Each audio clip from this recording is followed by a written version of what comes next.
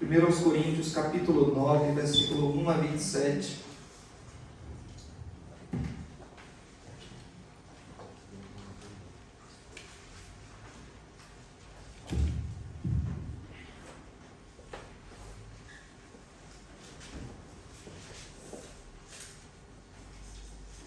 Primeiro aos Coríntios, capítulo 1, versículo 1 a 27, meus irmãos. 9, perdão. 1 Coríntios, capítulo 9, versículo 1 ao 27. Assim nos diz a palavra de Deus. Não sou eu apóstolo, não sou livre, não vi eu a Jesus Cristo, Senhor nosso, não sois vós a minha obra no Senhor. Se eu não sou apóstolo para os outros, ao menos o sou para vós, porque vós sois o selo do meu apostolado no Senhor. Esta é a minha defesa para com os que me condenam. Não temos nós direito de comer e beber, não temos nós direito de levar conosco uma mulher irmã, como também os demais apóstolos e os irmãos do Senhor e Cefas? Ou só eu e Barnabé não temos o direito de deixar de trabalhar? Quem jamais milita a sua própria custa? Quem planta a vinha e não come do seu fruto? Ou quem apacenta o gado e não come do leite do gado?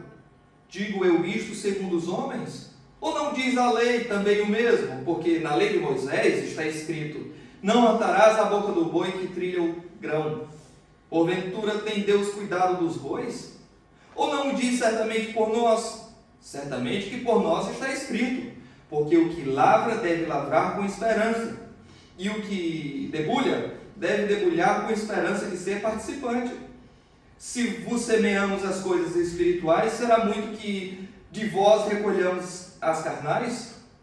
Se os outros participam deste poder sobre vós, por que não mais justamente nós? Mas nós não usamos deste direito, antes suportamos tudo para não pormos impedimento algum ao Evangelho de Cristo. Não sabeis vós que os que administram o que é sagrado comem do que é do templo, e que os que de contínuo estão junto ao altar participam do altar? Assim ordenou também o Senhor que os que anunciam o Evangelho vivam do Evangelho. Mas eu de nenhuma destas coisas usei, e não escrevi isto para que assim se faça comigo, porque melhor me fora morrer do que alguém fazer vã esta minha glória. Porque se anuncio o Evangelho, não tenho de que me gloriar, pois me é imposta essa obrigação. E ai de mim se não anunciar o Evangelho. E por isso, se o faço de boa mente, terei prêmio. Mas se de má vontade, apenas uma dispensação me é confiada. Logo, que prêmio tenho? Que evangelizando proponha de graça o Evangelho de Cristo, para não abusar do meu poder do Evangelho. Porque sendo livre com todos, fiz-me servo de todos para ganhar ainda mais. E fiz-me como judeu para os judeus, para ganhar os judeus, para os que estão debaixo da lei, como se estivera debaixo da lei, para ganhar os que estão debaixo da lei, para os que estão sem lei, como se estivesse sem lei, não estando sem lei, para com Deus, mas debaixo da lei de Cristo, para ganhar os que estão sem lei. Fiz-me como fraco para os fracos, para ganhar os fracos, fiz-me tudo para todos, para por todos os meios chegar a salvar alguns. E eu faço isso por causa do Evangelho, para ser também participante dele. Não sabeis vós que os que correm no estádio, todos na verdade correm, mas um só leva o prêmio? Correi de tal maneira que o alcanceis. E todo aquele que luta, de tudo se abstém. Eles o fazem para alcançar uma coroa corruptível, nós, porém, uma incorruptível.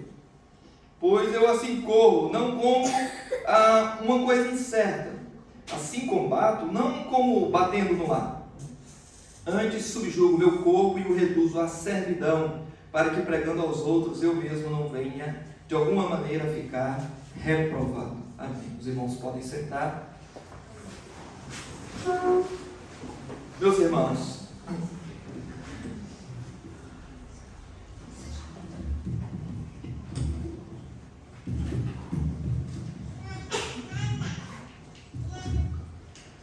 irmãos, nós temos aqui diante de nós o texto da Escritura que fala sobre os direitos de apóstolo Paulo, mas antes de tudo ele como um fiel pastor chamado por Deus para esta igreja aqui. Este capítulo 9, ele sucede ao tema do capítulo 8, que nós vimos na passada semana, que é sobre a liberdade cristã. O assunto da liberdade cristã traz início a uma nova sessão na Epístola aos Coríntios, que pega desde o capítulo 8 até o capítulo 11, versículo 1. Nós vimos na passada semana que o capítulo 8 tratou sobre os coríntios que se achavam fortes e eles desprezavam os irmãos mais fracos. Como é que isso acontecia? Eles queriam comer alimentos de carne sacrificada aos ídolos, e depois que aquilo era sacrificado no templo pagão, aquela carne, que era muita, era vendida no mercado. Então, quando um cristão com uma mente mais fraca, digamos assim, não amadurecido na fé, começava a ver um membro da igreja, um crente da igreja, comendo uma carne sacrificada aos ídolos, vendendo no mercado, ele começava a ficar escandalizado.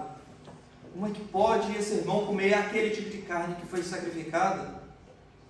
Então, os irmãos fortes, digamos assim, que comiam a carne, desprezavam os fracos, que tinham escrúpulos, que tinham freios ali na consciência para não comer aquela carne, porque ainda não tinham amadurecido. E os irmãos fracos também, de certo modo, desprezavam os fortes, porque consideravam os fortes como se nem crente fosse, digamos assim. Não é? Então nós tínhamos ali um problema de legalismo e ao mesmo tempo um problema de libertinagem, um mau uso da graça. Tá? E nós temos um pouco de cada uma dessas coisas, irmãos. Tá? Algumas pessoas é mais legalista, ou outras mais faz um mau uso da graça. Tá? As pessoas que têm um pouco de muito de libertinagem, elas não gostam de ouvir sobre pecado. Tá? Elas dizem, pastor, só fala sobre pecado, sobre a lei de Deus, sobre santidade, sobre piedade, essas coisas. Eu não gosto disso, não. Eu gosto que o pastor fique falando sobre graça, sobre misericórdia, que é bom. Nós temos aí um espírito libertino. O pastor só fala sobre pecado, fala sobre inferno, essas coisas. Aí já o legalista é o contrário. O legalista, ele diz, é isso aí, pastor, fala de pecado. Pode falar de lei de Deus, pode falar dos mandamentos de Deus. Não é? Pode sentar a madeira desses crentes incrédulos que tem aí, porque tem que ser assim mesmo. E quando você fala de misericórdia, eu já não gosto. Na igreja, irmão, sempre tem mais de um ou mais de outro. E nós precisamos do equilíbrio bíblico entre as duas coisas. Tá bom? A liberdade cristã, ela deve ser usada em amor para com o irmão que ainda não foi amadurecido. E o irmão que é fraco, ele precisa crescer na fé. Tá? Para que tudo na igreja não aconteça à dependência do irmão fraco, porque senão o irmão é fraco e ele sempre vai continuar fraco se nós não trabalharmos o ensinamento, porque a consciência fraca, ela pode ser ensinada. Tá bem, irmãos? Então o fraco, o crente fraco e imaturo tem um período ali determinado, tem um limite também, tá? E a igreja nem sempre pode se guiar pelo irmão fraco, senão fica a ditadura do irmão fraco. O irmão fraco que diz, não faça isso porque eu me escandalizo. Tá bem? Não é assim. Devemos ter amor, cuidado e sensibilidade para com irmãos que ainda não amadureceram em muitos assuntos, mas esses irmãos precisam amadurecer também. E Paulo tratou sobre isso no capítulo 8. E Paulo, falando aos fortes, ele diz, olha, em relação a vocês que são fortes, que se acham muito maduros e desprezam os irmãos que são fracos, e vocês querem ferir a consciência deles, mandando eles comerem carne, embora eles não estejam ainda certos disto e ensinados destas coisas, vocês que são fortes, vocês devem usar a liberdade cristã de vocês com amor pelo próximo. A carne não é nada, é verdade. O ídolo nada é verdade. Só existe um Deus, Deus verdadeiro, a qual pertence todas as coisas, isso é verdade. No entanto, você não é um cristão sozinho, certo? Você pertence ao Senhor e pertence à igreja do Senhor, tá? E você deve ter consideração por outros irmãos, tá? E você deve abrir mão de muitas das suas liberdades por amor do irmão. E então o capítulo 9 segue essa narrativa aí, meus irmãos, apresentando que o próprio Paulo é um exemplo disso, porque ele abriu mão de muitas liberdades como um apóstolo por amor da igreja de Corinto. Então, depois que Paulo fala sobre liberdade no capítulo 8, relacionado a carnes sacrificadas a ídolos, e o irmão forte e fraco, agora ele vai se utilizar dele como um exemplo de alguém que abriu mão da sua liberdade por amor de outros, por causa do Evangelho. E o capítulo 9 ele vai fazer isso apresentando o perfil de um pastor fiel, porque Paulo não era só apóstolo, ele era pastor também, não é? E do versículo 1 a 15 nós vemos aí os direitos de Paulo como um pastor fiel, tá? Se ele abriu mão de sua liberdade, porque ele tinha direito a várias coisas na sua liberdade, não somente como um cristão, mas também como um pastor e também como um apóstolo, não é? E o versículo 1 ao versículo 3, Paulo apresenta a defesa do seu chamado e o fundamento do seu chamado. Fundamento do seu chamado apostólico. Versículo 1, ele diz: não sou apóstolo, não sou livre, não vi hoje Jesus Cristo nosso Senhor, não sois vós a minha obra no Senhor. Essa expressão aí, irmãos, não sou livre, tá? Na forma como foi escrito originalmente no texto grego do Novo Testamento, ela vem em primeiro lugar, ela vem antes de não sou eu apóstolo, só que algumas traduções colocaram não sou eu livre como a segunda expressão, a segunda interrogativa. Mas na verdade, no texto grego, ela está em primeiro lugar. Talvez alguma tradução traga isso em primeiro lugar, como dizendo, não sou livre, do versículo 1 do capítulo 9. Entretanto, irmãos, a Bíblia originalmente ela não foi escrita com capítulos e versículos, e esses títulos aí bonitinhos como tem na nossa Bíblia. Originalmente, quando Paulo escrevia uma carta, ele escrevia direto, uma frase depois da outra, e emendada em grego. Para poder facilitar a nossa compreensão e organizar a nossa Bíblia, os tradutores e as sociedades bíblicas pegaram esse texto do grego e colocaram capítulos e versículos e subtítulos para nos ajudar a perceber um pouco melhor. Mas originalmente não tinha capítulo nem versículo. E o tema do capítulo 8, irmãos, exige que o versículo 1 do capítulo 9 pertença ao versículo 13 do capítulo 8, terminando da seguinte maneira o capítulo 8. Pelo que se o manjar ou a comida escandalizar o meu irmão, nunca mais comerei carne, para que o meu irmão não se escandalize. Aí continua, não sou eu livre? Ou seja, o versículo 13 do capítulo 8, Paulo está dizendo, olha, se o que eu faço escandaliza o meu irmão, então eu não faço mais coisas para escandalizá-lo. Tá, é claro, Paulo está se utilizando de um hipérbole aqui, como nunca mais comer carne, é claro. É um exagero linguístico aqui. Mas ele termina dizendo, eu não sou livre para fazer isso? Lembre, o contexto do capítulo 8 era comer e ser livre. Então, essa expressão, não sou livre, o capítulo 9, versículo 1, não pertence ao versículo 1, é uma partícula pertencente ao versículo 13 do capítulo 8, tá bom, irmãos? O tratamento exegético da estrutura do texto apresenta exatamente isso originalmente. Ok. E então, o versículo 1 do capítulo 9 até o versículo 3, Paulo apresenta a defesa do seu chamado. O chamado de Paulo é confirmado por uma visão que ele teve do Senhor. Ele diz, não sou eu apóstolo? Não vi eu a Jesus Cristo? Todas as perguntas aqui são retóricas, tá, irmãos? Não sou eu apóstolo? Sim, você é apóstolo. Não vi eu a Jesus Cristo? Sim, você viu Jesus Cristo, Paulo. Não sois vós a minha obra no Senhor? Então Corinto responderia, sim, nós somos a obra do Senhor, na qual Deus se utilizou de você, Paulo. Nós somos a obra do Senhor, na qual você foi um apóstolo em nosso favor.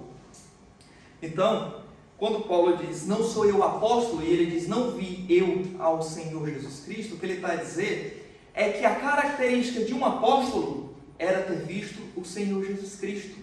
Assim como os outros apóstolos do Novo Testamento. Os irmãos lembram como é que Matias foi escolhido? O critério? Ele tinha que ter visto Jesus Cristo ressuscitado, não é? Então, essa era uma característica de um apóstolo verdadeiro, ter visto Jesus Cristo crucificado. Mas não é uma coisa como que qualquer pessoa diz que viu Jesus Cristo ressuscitado e agora se torna um apóstolo. A situação aqui é que o próprio Paulo depois encontrou-se, como ele mesmo diz na Epístola aos Gálatas, com os pilares, com as colunas da igreja, que foi Pedro e Tiago. E o chamado apostólico de Paulo, e o testemunho que Paulo teve da ressurreição de Cristo, Cristo apareceu para Paulo, isso foi confirmado pelas as colunas da igreja, que foram os apóstolos do Senhor Jesus Cristo, Pedro e Tiago. Então, Paulo está dizendo: vocês sabem que eu sou apóstolo porque eu vi Jesus. Ou vocês não sabem disso? Então, o primeiro argumento dele é esse. O segundo argumento é que o chamado de Paulo é atestado, é confirmado entre os coríntios, porque os coríntios são a obra missionária de Paulo. A obra missionária de Paulo. Então, por que Paulo fala tanto sobre isso, irmãos? É porque havia algumas pessoas na igreja de Corinto que duvidavam que Paulo fosse apóstolo, tá bem? E Paulo está confirmando aqui sua apostolicidade. Eu sou apóstolo, não sou? Eu vi Jesus Cristo. E vocês são a obra missionária de quem? Do Senhor, mas Deus usou quem? Essa pessoa aqui. Apóstolo Paulo. Essa é a ideia aqui presente no versículo 1. E no versículo 3, apesar da sua fidelidade ao Senhor, ainda assim, esse pastor aqui, Paulo, era caluniado por alguns de seu próprio rebanho. Por isso que o versículo 3 diz: agora eu vou apresentar a minha defesa. Ele precisou defender o seu chamado. Versículo 3. E do versículo 4 a 15, Paulo apresenta a sua defesa, os direitos dele como ministro de Deus. Versículo 4 a 6, ele diz: como ministro de Deus, não é? Versículo 4 ele diz: não temos nós o direito de comer e beber? Pergunta retórica, não exige resposta. Claro que sim, tem direito de comer e beber. Versículo 5: não temos nós direito de levar conosco uma mulher irmã, como também os demais apóstolos e os irmãos do Senhor e Cefas? O que ele está a dizer aqui é: olha, eu trabalho na obra do Senhor. Aquelas pessoas que trabalham na obra do Senhor, elas comem, almoçam, jantam? Sim, não é?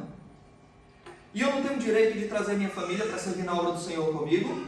Sim. Ou era só Pedro e o Senhor que andavam fazendo a obra de Deus, pregando o Evangelho, e levava a sua família com ele? Eu não tenho direito de fazer a mesma coisa? Sim. É claro, Paulo nessa altura aqui ele não tinha mulher nem nada disso, tá bom? Mas esse era um direito que ele teria se tivesse esposa, se tivesse filhos e tudo isso, tá? Mais à frente, ele apresenta que, versículo 6, ele diz que ou só eu e Barnabé não temos o direito de deixar de trabalhar. O que ele está a dizer é: se eu sirvo a Deus, e quem serve a Deus precisa comer e beber todo dia, então, por que vocês estão nos caluniando como se estivéssemos tirando proveito do Evangelho, como se fôssemos oportunistas? Quer dizer que Pedro e todos os outros têm direito a estas coisas, têm direito a, com sua família, servir ao Senhor, na obra do Senhor, e vivendo só por isto. Quer dizer que a única exceção sou eu e Barnabé, que vocês rejeitam? Quer dizer que essas pessoas têm direito e eu não? Versículo 6. Então, no versículo 7, ele vai começar a fazer mais perguntas e deixar realmente os coríntios encurralados aqui, porque eles levantavam calúnia sobre a vida piedosa, a honestidade de Paulo, como se ele fosse um falso apóstolo ou alguém desonesto aqui. Ele diz: quem jamais milita a sua própria custa? Então ele faz várias perguntas do bom senso, do mundo natural, para poder dizer que é óbvio, Paulo, você está certo. Mas ele faz perguntas. A primeira é relacionada ao soldado. Quem é que vai para a guerra e paga as suas próprias despesas? É claro, tem soldados que fazem isso, não é? Mas Paulo não está tratando com as exceções, ele está tratando com a guerra. Tá bem? Está tratando com um aspecto geral.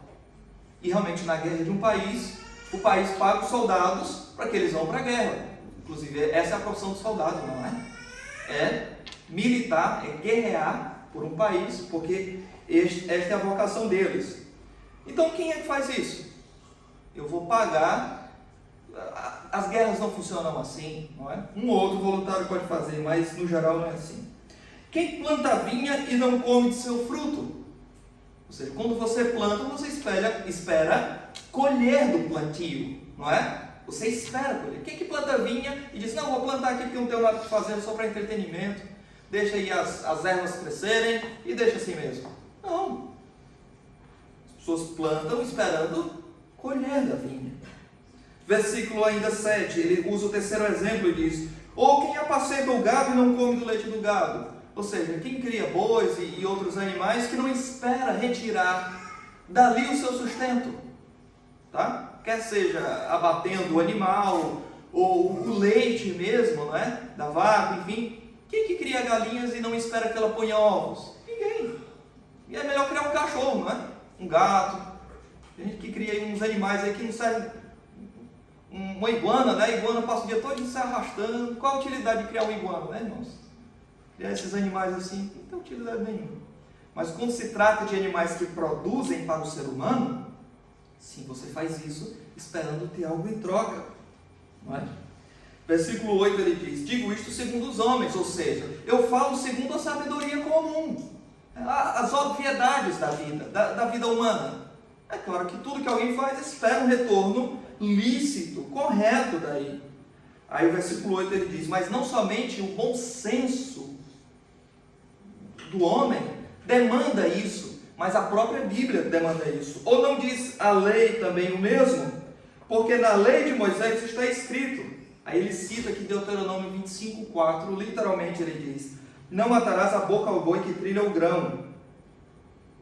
Ele está explicando aqui, ele está pegando o texto lá de Deuteronômio 25:4 e aplicando aquela situação da seguinte maneira: no texto da lei de Deus, entre as leis civis, existiam leis que protegiam não somente os homens, mas animais também.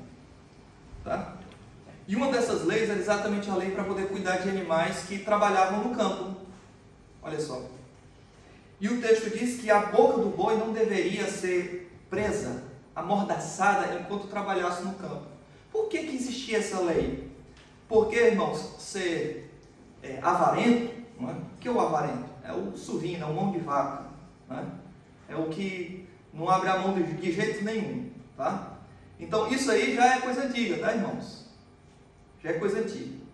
Algumas pessoas antigamente, naquela época lá quando a lei foi dada, quando ia colher o trigo, colher os grãos da terra, claro, o boi, o animal que fazia aquele processo todo ali, tá? Eles não deixavam escapar nada. E se o boi, por acaso, fosse comer aquele pedaço de trigo ali, aquele grão, irmãos, ele arrancava da boca do boi: sai para lá, bicho, você tem que trabalhar para mim, e amordaçava a boca dele.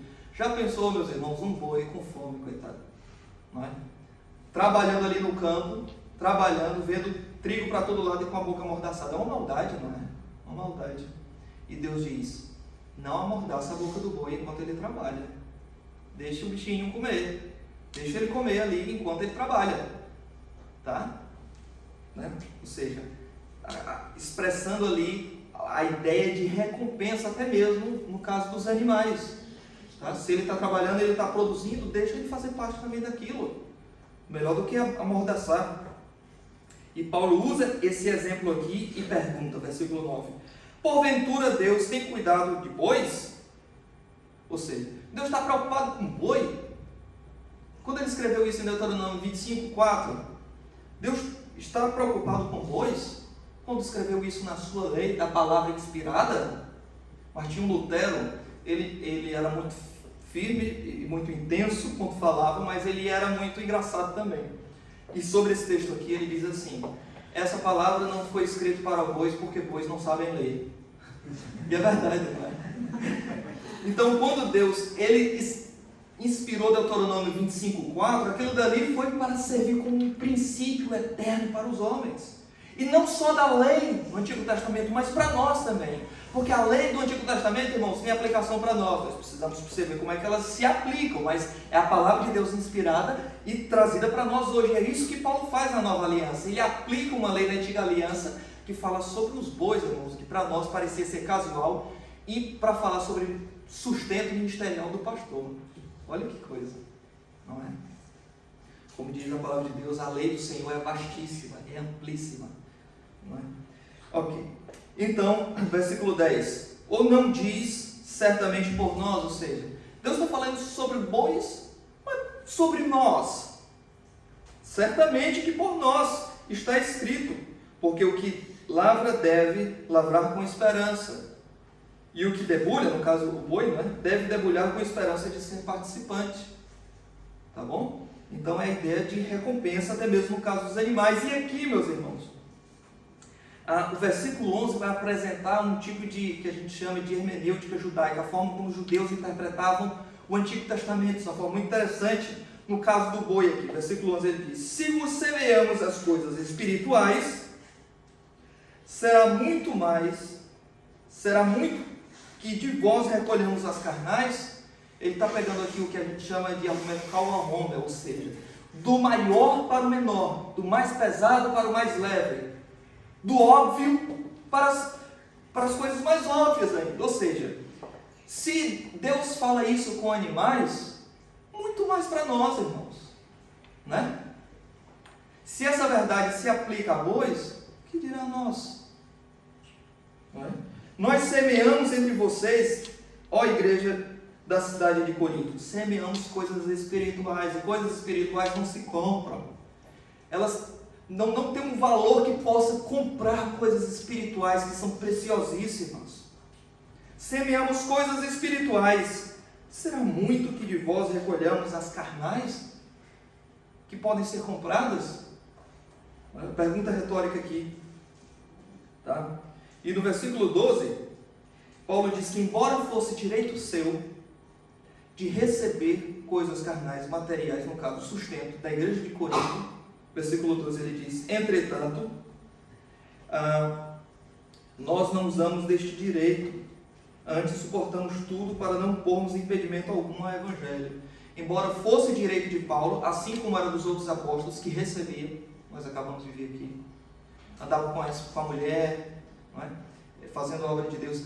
Embora fosse direito, Paulo disse: eu abro mão desse direito por causa de vocês, ó igreja de Corinto. Era uma igreja muito complicada, tá, irmãos? Que levantava calúnias contra Paulo. E para que não houvesse impedimento ao evangelho naquela igreja, Paulo disse: é melhor não receber sustento de vocês. Depois vocês vão passar o rosto, vão esfregar na cara, que a gente chama, vai lançar o impropério. Para que o evangelho floresça no meio de vocês, não vou requerer coisas carnais, coisas materiais, físicas, sustento financeiro que eu poderia requerer. Versículo 12. Então, do versículo 13 a 15, ele afirma que não está inventando nada novo. Então, novamente, ele cita a lei. Tá? E ele diz: não sabeis vós que os que administram o que é sagrado comem do que é do templo, e os que de contínuo estão junto ao altar participam do altar? Assim ordenou também aos que anunciam o evangelho, o Senhor, os que anunciam o evangelho, que vivam do evangelho. Versículo 14. No versículo 15 ele diz: mas eu de nenhuma destas coisas usei, e não escrevi isto para que assim se faça comigo. O que ele está dizendo é: a própria lei do Antigo Testamento dizia que os sacerdotes que oficiavam ali no templo, que imolavam animais, eles tinham direito a uma porção daquilo. E na Antiga Aliança essa porção ela era proporcional ao dízimo, né? E Paulo diz: assim também ordenou Deus na nova aliança. Então nós temos aqui dois pontos muito importantes aqui nesse texto. Nós temos aqui a necessidade do sustento pastoral no Novo Testamento, a partir de um exemplo do Antigo Testamento, e nós temos aqui também a continuidade do dízimo, porque Paulo diz: assim também, aí agora vem a seguir, tá? Então o padrão aqui não é só de manutenção da casa de Deus, mas também do princípio pelo qual a casa de Deus na Antiga Aliança era preservada, e agora no Novo Testamento, aquele princípio lá era o dízimo, então isso permanece. Assim também ordenou Deus, como era no Antigo Testamento. Versículo 16 até o versículo 27, versículo 16 até o versículo 17, fala da suprema prioridade de um pastor fiel. Fala da suprema prioridade de um pastor fiel. E nós observamos no versículo 16 e versículo 17, irmãos, que Paulo diz uma coisa extraordinária. Ele diz: porque se eu anuncio o evangelho, não tenho de que me gloriar, porque é-me imposta essa obrigação. E no 17, ele diz: e por isso faço de boa mente. E nós temos aqui um paradoxo interessante. É porque ele fala que, no versículo 16, que ele anuncia o evangelho, mas não tem de que se gloriar, porque é imposta como obrigação. E no versículo 17, ele diz que faz de boa mente, com prazer. E aqui vem algo muito importante, irmãos. É que Paulo fala de uma doce obrigação. Paulo aqui fala de um deleitoso dever. Às vezes nós temos a ideia, irmãos, de que a obrigação é sempre uma coisa ruim, né? Chata, que faz mal, que nos deixa no marasmo, na seca, né? Mas Paulo apresenta aqui o elemento positivo da obrigação. Tudo que nós fizermos, irmãos, nós devemos fazer porque isso agrada ao Senhor, mas devemos fazer porque Deus ordenou assim em sua palavra, o dever de fazer. Tá? E depois vem o prazer e as coisas se juntam. Por que você tem que orar? Você não tem que orar simplesmente porque você sente vontade de orar. Você tem que orar porque Deus mandou você orar. Portanto, vós orareis ao Pai assim. Aí Deus diz que você tem que orar. Jesus disse, Mateus 6. Tá? Por que você tem que ler a Bíblia? Porque Deus disse que você tem que ler a carta de amor inteira que Ele deu para você. Tá? Nós não devemos fazer os nossos deveres cristãos espirituais simplesmente porque agora nós sentimos vontade de fazer. Irmãos, a minha carne não tem vontade de orar. A minha carne muitas vezes não tem vontade de ler a Bíblia. E com certeza a sua não é diferente da minha. Muitas vezes a nossa carne de manhã, irmãos, quer ficar no domingo da nossa folga, do trabalho semanal, dormindo, não vindo para a escola dominical porque a minha carne quer descansar. Mas eu não posso ser escravo da minha carne. Eu tenho que ser escravo, servo de Deus. E eu faço pelo dever e Deus me leva ao prazer, ao santo deleite. Irmãos, nós não vivemos segundo a vontade da nossa carne. Nós não vivemos pela vista, nós vivemos por fé, irmãos. Você faz e Deus lhe dá o prazer e o deleite. Depois você vai estar tão acostumado em fazer que o seu dever e o seu deleite, o seu prazer estarão tão combinados que você vai dizer, como eu passei tanto tempo achando que era um mero dever, quando eu tenho prazer neste dever. Paulo diz que ele tem obrigação, mas o faz de boa mente, de forma cheia de satisfação. No versículo 19, entretanto, ele diz que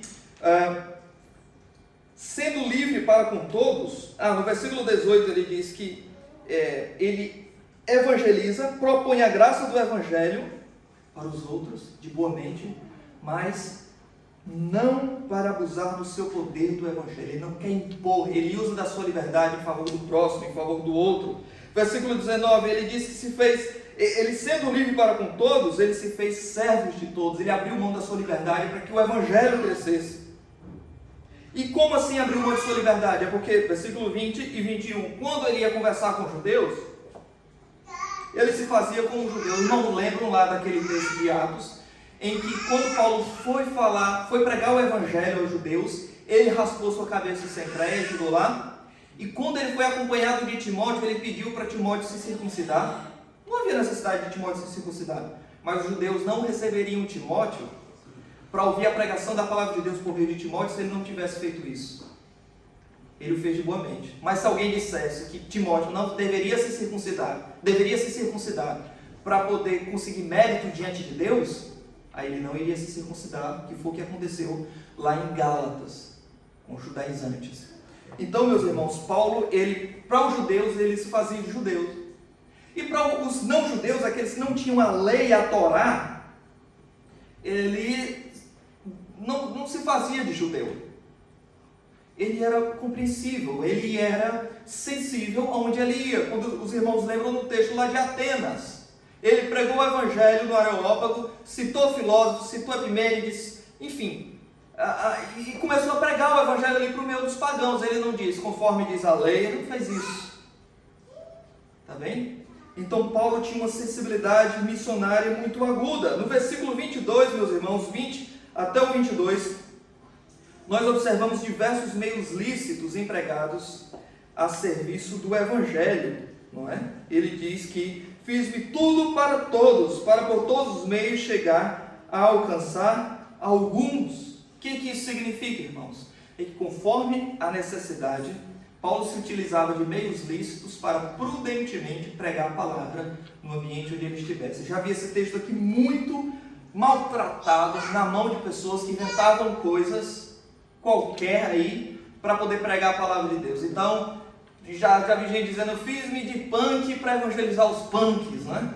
Fiz-me de alguém vestido de carnaval no culto para chamar as pessoas do carnaval na época de carnaval. E começa a dizer, irmãos, não existe nenhuma interpretação mais absurda que esta. Porque esse entendimento aí, interpretado por muitos nesse texto, levado às últimas consequências, irmãos, torna a igreja absolutamente igual ao mundo. Tá? Em vez de você alcançar ele, o incrédulo é que ele alcançou. O ponto aqui de Paulo é dizer que você deve ter uma sensibilidade no ambiente onde você está, mas limitado. Tá? Nós não podemos e nem devemos abusar deste princípio aqui. Ele está utilizando como exemplo pessoas que tinham a lei judaica e outras que não tinham. E do versículo 23 ao 27, ele diz que fazia isso por causa do Evangelho, para que ele também fosse participante do Evangelho. Ele pregava o Evangelho, mas Paulo queria participar do Evangelho. E aqui vem outra característica importante do ministro, irmãos, é que ele prega o Evangelho para si mesmo. Versículo 23. Versículo 24 até o versículo 27. Paulo ele se apresenta como um atleta no meio de uma longa corrida. Tá? Os que correm no estádio, na verdade, correm, mas um só leva o prêmio. Ele está perguntando, não é isso que acontece? É isso. Então eu estou a correr neste mundo para alcançar o prêmio da soberana vocação que o Senhor conquistou para mim. Tá? Mais à frente ele afirma que ele não corre como se fosse uma coisa incerta. E a seguir, ele diz que subjuga o seu corpo e o reduz à servidão, para que pregando aos outros, ele mesmo não venha a ser reprovado. Aqui ele afirma que como um crente, tá? Esse pastor aqui, Paulo, como um crente, ele entende que a sua caminhada cristã é uma carreira cansativa, é uma batalha, e ele traz uma solene advertência, também nesse texto, sobre pastores reprovados. Eu corro a carreira, eu esmurro meu corpo, para que eu, depois de ter feito tudo isso, pregado o Evangelho, 3 viagens missionárias, eu não seja reprovado. Por quê, irmãos? Porque há pastores reprovados. Tá? Pastores não salvos, pastores descrentes. E como isso existe, meus irmãos? Uma das primeiras características que Paulo dá no texto de 1 Timóteo para um pastor, além dele ser marido de uma só mulher, ter filhos obedientes, não ser dado ao vinho, cordato, hospitaleiro, manejar bem a palavra, algo muito importante é: cuida de ti mesmo. A primeira característica do pastor, de tudo, ele tem que ser crente. E como há pastores descrentes, irmãos, e como pastores descrentes fazem mal ao rebanho. Tá? Não estou falando de pastor imaturo, tem muitos pastores imaturos que poderiam ser excelentes ovelhas, ótimos membros, mas preferiram ser péssimos pastores. Estou a falar realmente de homens que entenderam alguma coisa da Bíblia, talvez estudaram sobre isso, entraram no seminário, se tornaram pastores, mas o Evangelho que está na cabeça nunca desceu para o coração. Por isso que a maior, digamos assim, o maior dever de um ministro é procurar piedade, santidade pessoal. Robert Noah McCheyne, ele dizia: a maior necessidade do meu povo é a minha santidade pessoal. O pastor ele tem que ser crente, antes de tudo. E aqui algumas aplicações para terminarmos, irmãos. Minha primeira aplicação é que os crentes, de acordo com esse texto aqui, os crentes devem manter em sustento, oração, cuidado e cooperação com o pastor e sua família. Não devemos negar estas coisas por causa dos meros abusos que existem no mundo evangélico. Talvez, irmãos, nós já temos visto tanta coisa errada no mundo evangélico, tanto pastor pregando prosperidade, não é? Você entra na igreja, aceita Jesus, você vai ganhar um carro, você vai ganhar uma casa, fazendo promessas, não é? E ele enriquecendo. O evangelho da prosperidade não funciona na vida dos outros, mas só funciona na vida desse pastor que faz isso, não é? E depois ele enriquece, a gente fica frustrado e diz: esses pastores todos são ladrões, não tem nada o que fazer, não era para estar recebendo salário nem nada. Por causa dos abusos, nós não devemos negar a realidade deste texto da palavra de Deus, irmãos, que diz sim: se até os bois recebem, quanto mais o ministro de Deus, que vive por aquilo. Tá bem? Os abusos, eles devem ser evitados e devem ser rejeitados. mas diz o ditado provérbio, né? Nós não devemos lançar o bebê com água suja e tudo fora. Tá bem? Devemos separar as coisas. Deus ordenou que assim fosse, e assim é. 1 de Timóteo, capítulo 5, versículo 17 e 18, Paulo novamente deixa isso bem claro. Ah, pastor, mas Paulo abriu mão desse direito. Sim, ele abriu mão de um direito. Ele não está dizendo que todos devem fazer isso por dever.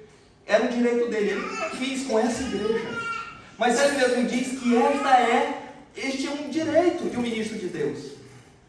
Os que pregam o Evangelho, que vivam no Evangelho. E em 1 de Timóteo 5, versículo 17 e 18, ele diz: os presbíteros que governam bem sejam estimados por dignos de duplicada honra. Isso aqui é o sustento. Ser bem sustentados, duplicada honra, principalmente os que trabalham na palavra e na doutrina. Aí agora aqui no versículo 18, ele cita novamente aquele texto lá que nós acabamos de falar do boi, Deuteronômio 25, 4. Ele diz: porque diz a Escritura, não ligarás a boca ao boi que debulha, e digna o obreiro de seu salário. Olha aqui, aquelas pessoas que dizem que nenhum pastor deve ser auxiliado, mantido pela igreja, o ministério pastoral não deve existir assalariado, porque isso é de aproveitadores. A Bíblia está dizendo outra coisa. E nós não somos autorizados a irmos contra o que a Bíblia está dizendo aqui. Por mais que a gente não goste dos maus exemplos que existem lá fora, pessoas que emporcalham o nome do Evangelho, o nome da igreja, tá? Nós não temos o direito de, por causa desses maus exemplos, nós desobedecermos a palavra de Deus aqui. Tá bem? Nós não podemos fazer isso. E até, irmãos, quando nós... há pastores realmente que, é importante deixar isso claro, que realmente abrem mão, assim como Paulo faz, por causa disso. Mas às vezes é uma igreja pequenina que não pode dar condições para o pastor e sua família. Ou até uma igreja grande, mas que não quer dar.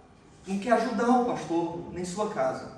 Irmãos, quando isso acontece para a ruína muitas vezes da própria igreja. Porque se ele prega o Evangelho e ele não vive do Evangelho, não é? A semelhança do que nós vimos aqui, um obreiro sustentado na obra do Senhor, irmãos, ele precisa trabalhar lá fora.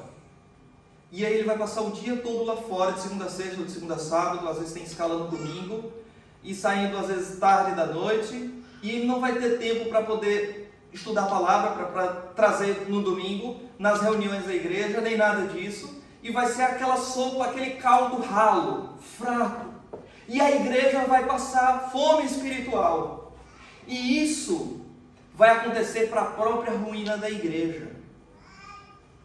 Quando a igreja se omite do seu dever, ovelhas que poderiam ser alimentadas com pasto verdejante, elas começam a ficar magras, cheias de fome e começam a entrar heresia na igreja. Por isso, a primeira aplicação é: pastores e sua família devem ser sustentados não só financeiramente, isso também Paulo diz, mas também com oração. Os irmãos devem orar pelo pastor. Senhor, abençoa o pastor, tem misericórdia dele, sustenta o nosso pastor. É muito fácil, irmãos, os pastores caírem, você sabe disso? E nós temos muitos exemplos por aí de pastores que caem. A igreja sustenta o seu pastor em oração também, em apoio, em cooperação. Pastor, o que o pastor está a precisar? Já começa a olhar uma coisa que pode ser feita, que pode ser não somente na igreja, mas do próprio pastor e da família, para cuidar, irmãos. Porque se o pastor não está bem, em qualquer um desses aspectos, a igreja também não vai estar bem. E se a igreja não está bem, irmãos, o Evangelho de Cristo não vai crescer e o próprio povo de Deus vai ser prejudicado. Tá bem? É importante deixar isso muito claro. Ore pelo seu pastor, tá bom? E mantenha, conforme diz a palavra de Deus aqui, não só o pastor, mas a família. Eu tinha um colega, um professor na época do seminário, e ele dizia uma coisa interessante. Quando uma vez uma igreja o convidou para pastorear, não é? Ele dizia assim: reverendo, ele era um pastor presbiteriano, um pastor muito querido, um amigo muito querido. Ele dizia: nós vamos dar um sustento pastoral para o senhor e o pastor. Quanto é que o pastor precisa para sobreviver? Ele dizia: olha, eu não vou dizer, que eu não quero ficar colocando aqui, mas eu quero dizer uma coisa: eu tenho família, tenho uma esposa, tenho 2 filhos, e pronto, os irmãos aí veem o que pode, não é? E ele dizia, mas pastor, os meus filhos, de vez em quando eles têm umas coisas estranhas, às vezes eles querem comer 2 vezes no dia. Não é? Às vezes o pastor quer pagar uma luz, isso às vezes acontece, pagar um aluguel. Então os irmãos veem aí, e tá aí minhas necessidades. Tá bom? Às vezes ele falava isso, era muito engraçado. Tá? E também em oração. Não é? Em oração. Por quê, irmãos? Porque por incrível que pareça, mas pastor às vezes discute com a esposa, não sabia disso. E geralmente não, mas às vezes isso acontece antes do culto. Olha aí. Não é?